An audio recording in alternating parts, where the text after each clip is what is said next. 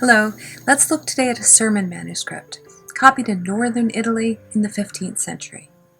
We know a lot about its origin and early history, since it was signed by its scribe, Bartolomeus de Zachariah, who tells us he finished copying it in 1458.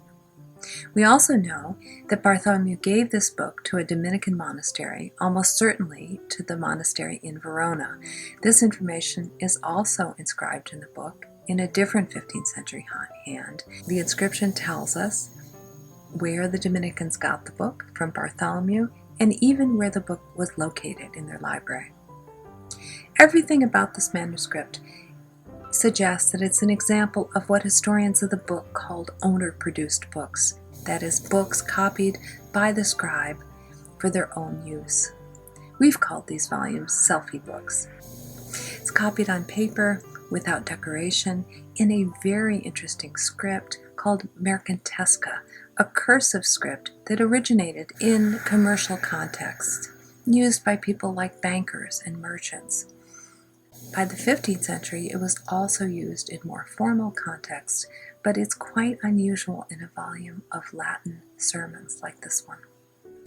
Our manuscript is still in its eminently practical binding, with a leather spine and exposed wooden boards. You can see corrections by Bartholomew himself, as well as notes from later readers, including notomarks in two different forms. The sermons, known as the Sermons to the Brothers in the Desert, were enormously popular in the later Middle Ages, true medieval bestsellers, and were thought by the medieval audience to be by St. Augustine, although modern scholars have determined that they're actually by later unnamed authors. It also includes a wonderful text known as the Letter of Lentulus, written as if it was by Lentulus, the governor of Judea before Pontius Pilate, describing the physical appearance of Christ. The letter, totally fictitious, there was no Lentulus who was governor of Palestine, was widely copied and even influenced how artists depicted Christ.